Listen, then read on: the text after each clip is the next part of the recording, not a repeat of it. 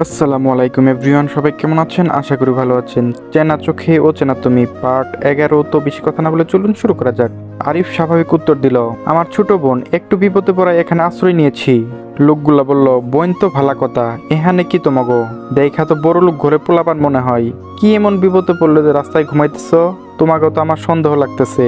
তাদের কথার শব্দে ঘুম ভেঙে যায় মায়ার, হুড়মুড়িয়ে উঠে মায়া। সামনে অপরিচিত লোকজন দেখে মেয়েটা ঘাবড়ে যায়। তখন আরিফদের সামনে যারা এসেছিল তাদের ভেতর একজন এই এলাকার মেয়র। মায়া ও আরিফ এখন তার বাসায় আছে। মায়াকে আলাদা করে জিজ্ঞাসাবাদ করা হয়েছে আরিফ তার কি হয়। অপরিচিত লোক দেখে মায়া ভীতু হয়, ভয়ে কোনো প্রশ্নের জবাব দিতে পারেনি। এখন মেয়রের লোকগুলো গিয়েছে খানবাড়িতে আরিফের খোঁজ নিতে। আরিফ আসলে খানবাড়ির ছেলে কিনা তা জানতে। মেয়রের লোকগুলো এসে জানালো আতিক খান অস্বীকার করেছে তার কোনো ছেলে নেই, যে ছিল সে নাকি মারা গিয়েছে। আরিফ মেয়রের বাড়ি একটি রুমে বন্দি ছিল। মেয়র সে ঘরে আসলেন। এই স্যামরা, তুমি না কইলা আতিক খান তোমার বাপ? হেই তো মানা করলো তার নাকি কোনো পোলা নাই। মিশা কথা কইলা কেন তুমি? আরিফ দীর্ঘ শ্বাস ছেড়ে বলে, আতিক খান সত্যিই আমার বাবা। উনার সাথে আমার মন মালিন্য হয়েছে তাই এমন বলেছে হয়তো। যারে বাপ কইতাছে হেই তো মানা করলো। তোমার কাছে কোনো প্রমাণ আছে আতিক খান তোমার বাপ? আরিফ একটু ভেবে উত্তর দেয়, আপনাদের বাসায় ফোন আছে? হ্যাঁ আছে। আমি বললাম আপনার ফোনটা দেন, আমি আব্বুকে ফোন দিয়ে আপনার সাথে কথা বলিয়ে দিচ্ছি। মেয়র সাহেব মনে মনে কিছু ভাবলেন, বোঝা গেল। খানিক বাদে নিজের মুঠো ফোনটি এনে দিলেন আরিফকে। এবার নেও, ফোন করো। আরিফ মেয়র সাহেবের কাছ থেকে বারণ ফোনটি নিয়ে ফোন লাগালো আতিক সাহেবকে। প্রথম দুইবার ফোন ধরলেন না, তৃতীয়বারে ফোন ধরলেন। আরিফ বলল, হ্যালো আব্বু, আমি আরিফ। আব্বু বলল, ফোন রাখো, তোমার সাথে আমার কোনো কথা বলার ইচ্ছে নেই। আমি বললাম, হ্যালো আব্বু, হ্যালো, ফোন রেখো না, মায়া আমার সাথে আছে, আমরা দুইজনে এক জায়গায় ফেসে গিয়েছি। আব্বু বলল, মায়া তোমার কাছে মানে? আমরা মায়াকে খুঁজতে খুঁজতে পাগল হয়ে গিয়েছি। মায়া তোমার সাথে কি করে? আমি বললাম, ওইসব পরে বলছি, তুমি আগে মেয়ের চাচার সাথে কথা বলো। বলেই মেয়র সাহেবের দিকে ফোন এগিয়ে দিল আরিফ। মেয়র সাহেব বলল, সালাম খান সাহেব, গলা হইনে চিনতে পারছেন? ফোনের ওপাশে আতিক খানের গম্ভীর গলা শোনা গেল। জি, চিনতে পেরেছি। মেয়র সাহেব যখন থেকে জানতে পেরেছে আরিফ আতিক খানের ছেলে, তখন থেকেই তার ব্যবহার বদলে গিয়েছে। কেমন রুদ ব্যবহার করছে, কথায় কথায় চিল্লাচিল্লি করছেন। ফজরের নামাজের পর বিচার ডেকেছে পুরো এলাকায়, সকলের সামনে নাকি বিচার হবে। আরিফ বুঝছে না কিসের বিচার, যখন তারা কোনো অপরাধী করেনি। মেয়র ও আতিক খান পুরনো দুশ্মন। দুশ্মনকে অপমান করার সুযোগ যেহেতু একবার মেয়র পেয়েছেন, সেটা কি করে হাতছাড়া করা যায়? সুযোগে অসৎ ব্যবহার করলেন মেয়র সাহেব। 5:45 ঠিক ফজরের নামাজের পর বিচার বসানো হলো। আরিফের মাথায় কিছুতেই ঢুকছে না, এসব বিষয় নিয়ে আবার বিচার বসানোর কি আছে? তারা তো কোনো অপকর্মে জড়িত ছিল না। এলাকার বড় মসজিদ প্রাঙ্গণে মসজিদের ইমাম সহ মেয়র সাহেব, আতিক খান ও হাফিজ খান, সাথে এলাকার আরো গণ্যমান্য ব্যক্তিরা আছেন সেখানে। আরিফও সেখানে আছে, তবে মায়া নেই। মায়া মেয়র সাহেবের বাসায়। পুরো অযৌক্তিক ও অর্থহীন এই বিচারটি। আরিফ বুঝতে পারছে শুধুমাত্র খানদের অপমান করার জন্য এইভাবে বিচারের নামে অপমানের আয়োজন করা হয়েছে। বিচারের ভেতর মেয়র সাহেব বারবার বলছিলেন, পুলা মাইয়া এমন রাইতে বেড়াইতে এমন এক লোকে তাউন তো বালানা, তাই না ইমাম সাহেব? এখন ওগো বিচারটা কি হইতে পারে? আতিক খান ও মাহফিজ খান রাগে ফুঁসছে, কিন্তু কিছু বলতে পারছে না। তাদের এলাকার নিয়ম অনুযায়ী মসজিদের ইমামের কাছে বিচার আসলে সেখানে রাজনৈতিক দলের কেউ বিচার বাধা দিতে পারবে না, এমনকি হস্তক্ষেপ করতে পারবে না। বা রাজনৈতিক দলের বিচার মসজিদ কমিটি কেউ বাধা দিতে পারবে না। বিচারের ভেতর নানাভাবে খানদের অপমান করা হচ্ছে, তা সবাই মুখ বুজে সহ্য করছেন হাফিজ খান। কিছু করার নেই তার। এত বছরের সম্মানের দেয়ালে মেয়রের একটি কথার পাথরের নিক্ষেপ তা ভেঙে যাচ্ছে। চোখ বুজে সব সহ্য করছেন তিনি। মেয়র সাহেবের জবাবে ইমাম সাহেব বলেন, পুলা আর মাইয়ারে যেহেতু এক লগে পাওন গেছে, হয়তোবা দুজনের আজকে এক্ষুনি বিয়া দেওয়ান লাগবো, নইলে দুজনের 80টা বেতের বাড়ি খাওয়ান লাগবো। ইমাম সাহেবের অবিচারে আরিফ সবার মাঝে চেঁচিয়ে উঠে বলে, ইমাম সাহেব, এটা আপনাদের কেমন বিচার? আপনারা কি আমাদের আপত্তিকর কোনো অবস্থাতে পেয়েছেন? না তো। সেখানে বিচার বসানো অন্যায্য, সেখানে আপনি শাস্তির কথা কিভাবে বলেন? আপনি না ইমাম, আপনার বিবেকে বাধা দিচ্ছে না অন্যায্য বিচার করতে? আরিফের কথায় গর্জে উঠলেন ইমাম সাহেব, এই বলা, তুমি আমার থেকে বেশি হাদিস কোরআন জানো? বড়দের সাথে কেমন ব্যবহার করতে হয় শেখায়নি তোমার খান পরিবার? বেয়াদব ছেলে কোথাকার। এই ছেলের বিচার আমি করব না, একে নিয়ে যাও এখান থেকে। আতিক সাহেব চোখ বন্ধ করে দাঁতে দাঁত পিষে আরিফকে বললেন, আরিফ চুপচাপ বসো, উনি যা বলবে তাই হবে। আমি বললাম, কিন্তু আব্বু। আব্বু বলো, চুপচাপ বসো। আজ শুক্রবার, বিচারের সিদ্ধান্ত নেওয়া হয়েছে জুম্মার নামাজে মাসের পর আরিফ ও মায়ের বিয়ে হবে। মায়া ও আরিফকে এখনো খান বাড়িতে যাওয়ার অনুমতি দেওয়া হয়নি, তারা এখনো মেয়ের বাড়িতে। খান বাড়ির সকলে যখন এই ঘটনা জানতে পেরেছেন, স্তব্ধ হয়ে গেছে তারা। ইমাম সাহেব এমন বিচার কিভাবে করলেন? ইমাম বিচারের জন্য মোটা অঙ্কের টাকা খেয়েছেন, তা বিচারের ধরনের স্পষ্ট। আয়েশা বেগম যখন এই ঘটনা জানতে পেরেছেন, মরা কান্না জুড়ে বসেছেন তিনি। নিজের এইটুকু মেয়ের বিয়ে দিতে কিছুতেই রাজি হন না তিনি। বারবার স্বামীর কাছে আবদার করতে থাকেন তার মেয়েকে ফিরিয়ে আনতে, কিন্তু এখানে তো আতিফ খানের কিছু করার নেই। পরিবারের লোকের সাথেও মায়াকে দেখা করার সুযোগ দেওয়া হচ্ছে না। খান পরিবারে এসব সহ্য করা ছাড়া আর কোনো কিছু করার সুযোগ নেই।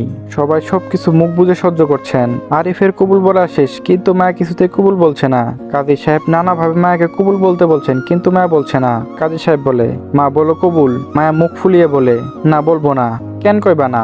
ছোট্ট মায়া বলে, আমি জানি কবুল বললে বিয়ে হয়ে যায়। কাজী সাহেব বলে, এখানে তো তোমার বিয়ে হইতাছে মা, কবুলটা কও। ছোট মায়া বলে, আমি আপনাদের মতো বড় লোকদের কেন বিয়ে করতে যাব? বলে আবার মুখ ফুলায় মায়া। কাজী সহ উপস্থিত মেয়র সাহেব ও তার স্ত্রী হালকা হাসলেন। মেয়েটা মনে করছে কাজী সাহেবের সাথে তার বিয়ে। কাজী বুঝিয়ে বললেন, মা আমি তোমার জামাই না, তোমার জামাই অন্য একজন, এখন কবুল কও। ছোট মায়া বলে, কই জামাইকে আগে দেখি। তুমি কবুল বলো, আমি তোমার জামাইকে লয়ে আইতাছি। মায়া বলে, না আগে নিয়ে আসুন। মায়া মানছে না দেখে আরিফকে আনা হয় সে ঘরে। আরিফকে দেখে আরো বেঁকে বসে মায়া। মায়া বলে, এটা তো আমার ভাইয়া, তোমরা আগে আমার জামাইকে নিয়ে আসো, তারপর আমি কবুল বলবো। আরিফ দাঁতে দাঁত পিষে ফিস ফিস করে বলে, কুত্তার বাচ্চা, আমি তোর জামাই, কবুল বল তাড়াতাড়ি। ছোট মায়া বলে, না না আমি বলবো না কবুল। আমি বললাম, 1 মিনিটের ভেতর যদি কবুল না বলিস, চুল ধয়রা উঁচা করে একটা লাথি মেরে ময়লার ডামে ফেলে দিয়ে আসবো। আরিফের এমক ধমকে কাদো কাদো মুখ করে ফেলে মায়া। মায়া অশ্রু চোখে কাজী সাহেবের দিকে তাকিয়ে বলে, কবুল। করে কান্না করে। কাজী সাহেব বলে, আরেকবার কও। মায়া বলে, কবুল। কাজী সাহেব বলে, আবার কও। মায়া বলে, কবুল। সকলের অবস্থান তখন খান বাড়িতে। খান বাড়ি রীতিমতো যুদ্ধক্ষেত্র পরিণত হয়েছে। আরিফ সদর ঘরে ঠাই দাঁড়িয়ে আছে, আর যে যার মতো করে কথা শুনিয়ে একটা করে থাপ্পড় দিচ্ছে তার গালে। প্রতিবাদে আরিফ কিছু বলেনি, বলার মতো তো কিছু নেই তার কাছে। অপরদিকে হাফিজ সাহেবের বাড়িতে এসে সেন্সলেস হয়ে পড়ে যান তিনি। পরবর্তীতে ডাক্তার এসে তাকে স্যালাইন দিয়ে যান। এত মানুষের সামনে এভাবে অপমান হওয়া সে মেনে নিতে পারছে না। এখানে আরো একটা চ্যাপ্টার আছে, এটা আপাতত বাদ দেওয়া হলো, অন্য কোনো পর্বে সেটা পাবেন। অতীতের স্মৃতিচারণ করতে গিয়ে মায়া হারিয়ে গিয়েছিল অতীতের এক মহাগব্বরে। নিজের ভাবনায় হারিয়ে থাকা মায়ের দিকে আরিফ অনেকবার সময় তাকিয়ে রইল মুগ্ধ নয়নে। নিজের ভাবনার মাঝে তা হয়তো খেয়াল করলো না মায়া। এবার যে মায়ের ভাবনার সমাপ্তি ঘটাতে হবে। আরিফ চেয়েছিল আরেকটু সময় মুগ্ধ নয়নে মায়াকে আরেকটু গিলতে, তবে অনেকটা সময় পার হয়ে গিয়েছে। আরিফ না চাইতে নিজের বাম হাত মায়ের চোখের সামনে নড়ালো। হ্যালো মিসেস খান। আরিফ হঠাৎ হাত ঘোরানোর জন্য ধর ফুরি উঠে মায়া বলে, আমি বললাম, আমাকে নিয়ে ভাবছিলি নিশ্চয়ই? মায়া বলল, হ্যাঁ না হ্যাঁ। আমি বললাম, হ্যাঁ নাকি না, কোনটা? মায়া বলল, কোনটাই না। আরিফ আবার কিছু বলার উদ্যোগ নিলে তার আগে মায়া প্রশ্ন করে, আচ্ছা আপনি কি এমন করেন যে আপনার বাসায় এতগুলো বডিগার্ড থাকে? সাধারণ মানুষের বাসায় তো এতগুলো বডিগার্ড থাকে না। যারা আন্ডারওয়ার্ল্ডের বা সরকারি উচ্চ কর্মকর্তা সাধারণত তাদের এমন বডিগার্ড থাকে, কিন্তু আপনি তো এই দুটোর একটাও না। বোকা ভঙ্গিমাই করা মায়ার চতুর প্রশ্ন আরিফে কিছুটা ভাবালো। আরিফ খানিকটা সময় নিয়ে জবাব দিল, সময় হলে জানতে পারবি। হঠাৎ কেউ আরিফের রুমে অফিস কক্ষে জোরে লাথি মারে। আরিফ মায়া হঠাৎ বিকট শব্দে কেঁপে ওঠে। কেউ একজন দরজায় ধাক্কা দিচ্ছে আর চিল্লিয়ে বলছে, আরিফের বাচ্চা দরজা খোল। আরিফ বুধ হয়ে চিনতে পারলো কণ্ঠের মালিককে। আরিফ একটু উচ্চ শব্দে বলে উঠল, আরে অন্ধ, দরজা খোলাই আছে, ভিতরে ঢোক। পাগলের মতো দরজা ঠেলে দ্রুত পায়ে অফিস রুমে ভিতরে প্রবেশ করলো। মায়া ঘাড় ঘুরিয়ে দেখে বাসার সেই ছেলেটা রিক। রিক আরিফের সামনে এসে বলে, কুত্তার বাচ্চা, আমার বাইক কই? আমি বললাম, তোর বাইক আমি কিভাবে জানবো? রিক বলল, তুই আমার বাইকের সাথে কি করছস? আমি বললাম, আমাদের বাসার পিছনে ওই ফরেস্টটাতে নিয়ে জ্বালিয়ে দিয়েছি। রিক বলল, আরিফের বাচ্চা, তোর আজকে খবর আছে। আমি বললাম, কয়টা খবর ভাই? আমাকেও বলেন, আমিও দেখবো আমার খবর। আচ্ছা কোন চ্যানেলে দেখাবে? রিক। পুরো নাম রিক জেমস। মা বাবা ভাই বোন বলতে কেউ নেই তার, সম্পূর্ণভাবে এতিম। বাবা ছিলেন আমেরিকান, মা ছিলেন বাংলাদেশি। রিকের বাবা রিকের যখন 5 বছর বয়স তখন তার মাকে ছেড়ে চলে যায়, বিয়ে করে অন্য নারীকে। যদিও রিকের বাবা ও মায়ের লাভ ম্যারেজ ছিল, বিয়ের 6 বছরের মাথায় রিকের মায়ের উপর থেকে মোহ কেটে যায় রিকের বাবার। অন্য নারী রূপে আটকে যান তিনি, ছেড়ে চলে যান রিকের মাকে। রিকের মা বহু কষ্টে আমেরিকায় কাজ করে পেলে পুষে বড় করেছে রিককে। রিকের যখন 12 বছর বয়স তখন তার মা মারা যায় বলতে সুসাইড করেন। আরিফ ও রিকের দেখা কিছুটা অপ্রত্যাশিত ভাবে, আবার কিছুটা পরিকল্পিত ভাবে। সেন্টামনিতে আজ মায়ের 4র্থ দিন। আরিফের বাসার নাম সেন্টামনি ছিল। দেখতে দেখতে পার হয়ে গেছে 4টা দিন। আরিফের বাসার পরিবেশ সম্পর্কে বেশ ধারণা হয়েছে মায়ের। সেন্টামনি রিক ও আরিফের নামে বেশ ভালো বন্ধু, বলতে গেলে ভাইয়ের মতো। তাদের পার্সোনালিটি কিছুটা কনসেপ্টে এক আবার অনেকটা ভিন্ন। একে অপরের সাথে লেগে থাকে সারাদিন, আবার একে অপরের জন্য জান দিয়ে দিতেও প্রস্তুত। দুজনেরই পছন্দের প্রাণী বিড়াল। বাসায় ব্রাউন ও ব্ল্যাক কালারের মিক্স একটি বিড়াল আছে, নাম পিকু। রিক আর আরিফের বেশ আদুরের। ডাইনিং টেবিলে বসে খাবার খাচ্ছিল মায়া। আরিফ ও রিকের অভ্যাস ফোন ঘাটবে আর খাবে। অভ্যাস মাফিক ফোন ঘাটছে আর খাচ্ছে। ফোন স্ক্রল করতে করতে কোনো কিছু তার সামনে আসলে সে তার ফোন আরিফের দিকে ধরে বলে, কুত্তার বাচ্চা, এটা তুই করছস। আরিফ মুখের খাবারটুকু গিলে উত্তর দেয়, কেন, কোনো প্রবলেম? রিক বিরক্ত বোধ নিয়ে বলে, ফাক আরিফ, সবসময় বলদের মতো কাজ করস কেন? ফাক ব্রো। রিকের কথায় তেমন কিছু মনে হলো না আরিফের। আরিফ স্বাভাবিক ভঙ্গিমায় বলে, ফা ইউ টু ব্রো। মায়া বলে, ফা ইউ মানে কি? মায়ের এমন কথা আরিফ ও রিকের গলায় খাবার আটকে যাওয়ার উপক্রম। আরিফের বোধহয় গলায় খাবার আটকে গেছে। আরিফ কাশ থাকে আর এক হাত মাথায় হাত দিতে থাকে। মায়া তাদের দুজনের দিকে পাকা হেসে তাকিয়ে থাকে। তার ভঙ্গিমা এমন, সে কি এমন বলছে যে আরিফ ও রিকের এই অবস্থা? আরিফ অনেক কষ্টে নিজের কাছে থামিয়ে রিকের উদ্দেশ্যে বলে, বলেন ভাই সাহেব, ফা ইউ মানে কি? রিক মায়ের দিকে তাকিয়ে থাকে। মায়াও তার দিকে বোকা চোখে তাকিয়ে থাকে।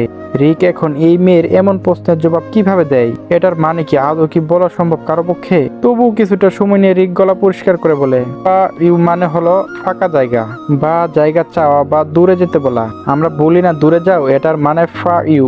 চলবে। গল্পটি কেমন লাগলো অবশ্যই জানাবেন। ধন্যবাদ।